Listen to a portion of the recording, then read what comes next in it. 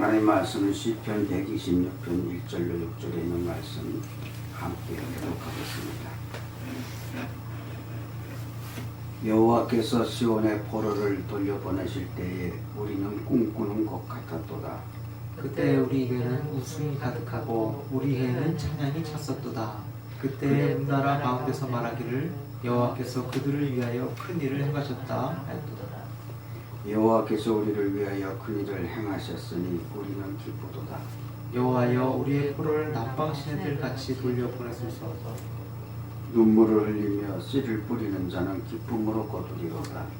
울며 씨를 뿌리러 나가는 자는 반드시 기쁨으로 그 곡식 나라를 가지고 돌아오리로다.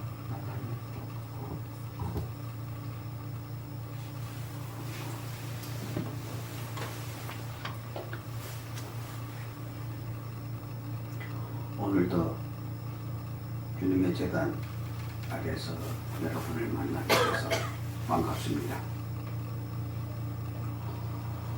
지난 한 해 동안 우리 도서관을 통해서 역사 탐구라고 하는 그 일을 가지고 인천에서 일어난 사건들이 대한민국 역사로 이어진 그런 일들을 보았습니다. 오늘 본문에 보니까 1절에 여호와께서 시온의 포로를 돌려보내실 때에 우리는 꿈꾸는 것 같았도다 라고 했습니다. 이스라엘이 포로로 살았던 그때에 이제 해방을 맞이하는 타임에 나온 시편 기자의 고백입니다. 우리도 해방, 곧 일제강점기에서의 광복을 경험했던 일이 있습니다. 저는 곰곰이 생각해봤습니다.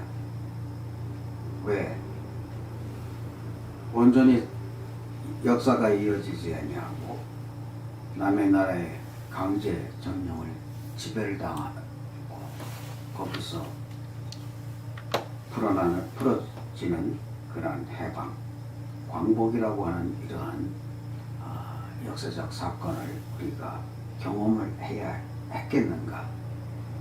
평소에 늘 이런 문제를 가지고 곰곰이 생각을 하다가 그 내용들을 검토해 보니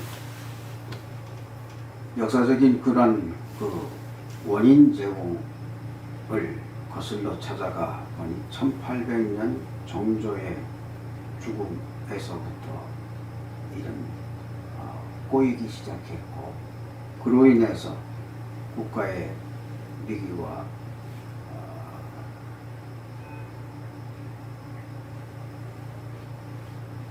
주권이 상실해가는 그런 것이 눈에 띄었습니다.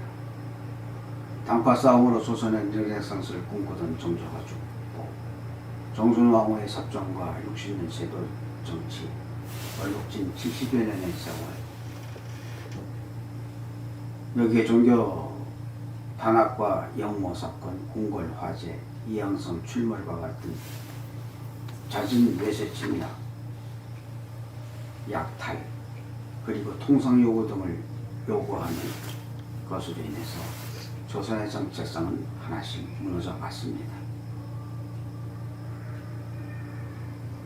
1862년 전국에서 밀란이 일어났고 그 이듬해 철종이 죽자 고종이 등극했는데 그의 나이 12살, 요즘으로 보면 초등학교 6학년 학생이 이 나라의 국왕이 된 겁니다. 어린 나이에 국왕이었던 이 고종에게 국가의 모든 정치적인 문제는 부담감으로 다가왔을 것입니다.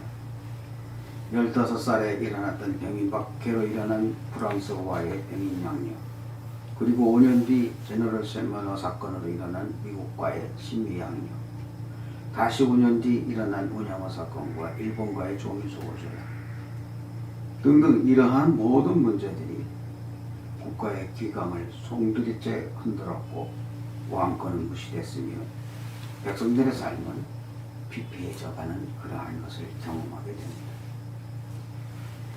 그래서 이 조선은 국력 상실을 하고 외교 침략을 당하고 국고 상실을 겪으면서 허약한 나라로 곤두박질을 쳤을 때 이것을 돌파하기 위한 고종의 결단이 서게 됩니다. 위기의 조선을 구하기 위해 고종은 개방 정책을 추구했고 부국강병의 길을 추구했습니다. 이를 담당할 통리 기무아문을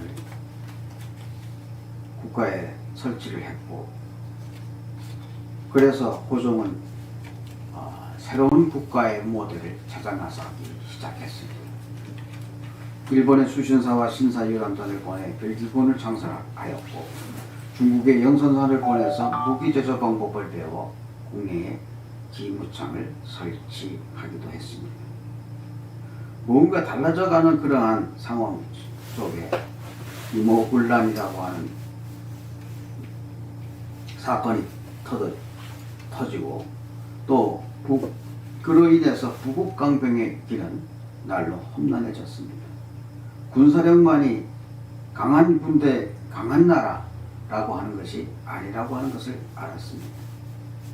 이때 미국과의 조유미 수호조약이 체결이 되었는데 고종은 그들이 어떤 나라인지 알아보라고 보병사절단을 미국에 보냅니다. 미국에 다녀온 홍용식은 기기의 제조 및 배, 차, 우편, 정보 등은 어느 나라를 막론하고 급선할 의무가 아닐 수 없고 미국의 교육 방법을 본받아 인재 양성을 해 백방으로 대항해야 한다고 그렇게 역설했습니다.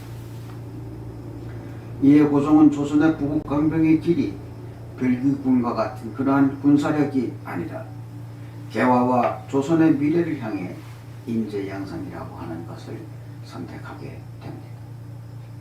보병사절단을 만났던 보병사절단이 미국의 가우초 목사를 만나게 되는데 이 보병사절단은 가우초에게 조선의 선교와 이러한 그 조선의 미래를 위해서 투자해 줄 것을 요구합니다. 그래서 맥클레이 선교사가 가우초의 부탁을 받고 조선에 들어와 제안한 병원 설립과 학교 설립을 요구했고 또 홍용식으로부터 인재 양성이라고 하는 이야기를 들었던 고종은 국가의 대사를 결정하는 자리에서 이 미국인들에게 병원 설립과 학교 설립을 허락하게 됩니다. 이로 인해서 조선의 미래를 위한 그 인재들, 그들은 조선 민족 지도자들이 됐고 국가의 독립을 위해서 헌신했던 그러한 이들로 양성하게 되는 것을 보면서 이 나라가 일제강점기 속에서 어려움을 겪으면서 살아갈 때 백성들의 안녕과 행복을 추구하기 위해서 만세운동이 일어나며 여러 가지 여건들 속에서 지도력을 발휘하며 해방이 되었고 광복이 됐던 사실을 인지해 본다면 이것이 그저 외교적인 문제로 해결이 됐던 것일까 하는 생각을 갖게 됩니다. 케이블이라고 하는 목사님은 1934년에 한국선교 50주년 기념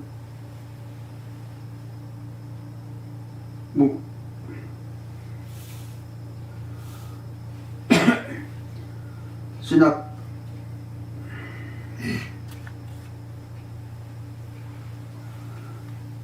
감리교회 신학지에 기고한 글의 내용을 보면 보병사절단이 미국에 들어가 가우초 목사를 만났던 것은 정말로 하나님의 섭리였었다. 보병사절단이 조선의 상황을 이야기했고 또 그로 인해서 조선 선교가 시작하게 된 것은 하나님의 뜻이었고 하나님의 섭리 속에서 이루어진 것이라고 그렇게 기록한 것을 보았습니다. 오늘 시편 기자가 여호와께서 시온에 포로를 보내실 때에 우리는 꿈꾸는 것 같았고 그때 우리 입에는 웃음이 가득하고 우리의 혀는 찬양이 찼고 그때 문나라 가운데서 말하기를 여호와께서 그들을 위하여 큰 일을 행하셨다라고 했습니다. 국가의 일이라고 하는 것은 정치가들에 의한 정치로 말미암아 결정되어지고 진행되는 것 같지만 그러나 국가의 모든 사건들은 하나님의 섭리 아래에서 가능하다고 하는 겁니다. 이스라엘 역사에서 보듯이 우리 대한민국의 역사 속에서도 바로 이렇게 하나님의 섭리 속에서 이 나라의 개화와 독립을 이루어가며 오늘까지 이루어졌다고 하는 사실을 기억하지 않을 수 없습니다. 그러나 수많은 사람들이 우리의 역사를 다 외면한 채 그저 오늘날 대한민국에서 살아가는 우리들의 모습이 자기의 잘난 못에 살아가는 것처럼 그렇게 생각되지만 아마도 이 보병사절단이 가오철 목사를 만나지 않았고 또 가오철로 인해서 맥클레이가 이 땅에 들어오지 않았고 또 그로 인해서 이 땅에 병원과 학교 설립을 허락받지 않았더라면 어쩌면 그 악몽 같은 역사는 계속 이어져 왔었으리라 보아집니다. 여호와여 우리의 보라를 남방 시내들 같이 돌려보내소서라고 그렇게 고백한 이 말씀은 시냇가의 물이 순리대로 흘러가듯이 포로들을 원상복귀시켜달라고 하는 그러한 간절한 기도일 것입니다. 눈물을 흘리며 씨를 뿌리는 자는 기쁨으로 거두리라 라고 했는데 우리의 기독교인들이 특히나 감리교인들이 눈물을 흘리며 백성들의 자유와 행복을 위해서 헌신하며 투쟁했고 만세운동을 펼치며 비폭력 투쟁을 함과 동시에 임시정부를 수립하며 정말로 기독교인들로서 자부심을 가질 만큼 그만큼 헌신했던 그 민족 지도자들 그들은 아벤젤라와 언더우드로 말미암아 배출된 인재들에 의해서 가능했다고 하는 사실을 기억한다면 우리의 역사는 하나님께서 허락하신 일이며 또 섭리 가운데 이루어져 가고 있다고 하는 사실을 기억하지 않을 수 없습니다. 우리의 개인의 삶도 하나님의 은혜와 축복 속에서 살아가는 것이지만 그러나 더 나아가 나라의 국가의 이런 운영도 하나님의 섭리 가운데서 많이 가능하다라고 하는 말씀입니다. 울며 씨를 뿌리러 나가는 자는 반드시 기쁨을 얻고 곡식단을 가지고 돌아오리라. 해방이며 광복인 것입니다. 주권을 회복해 가는 그러한 것임을 기억하면서 정령 우리들의 삶이 하나님 앞에서 주권을 가지고 의미 있고 하나님의 뜻대로 살아가는 그 일, 하나님께서 허락하신 그 큰 일을 우리도 혜택을 받으며 그 큰 일 속에 참여하며 살아가는 우리 모두가 되어지기를 간절히 소원하며 이 말씀 드렸습니다. 기도하겠습니다.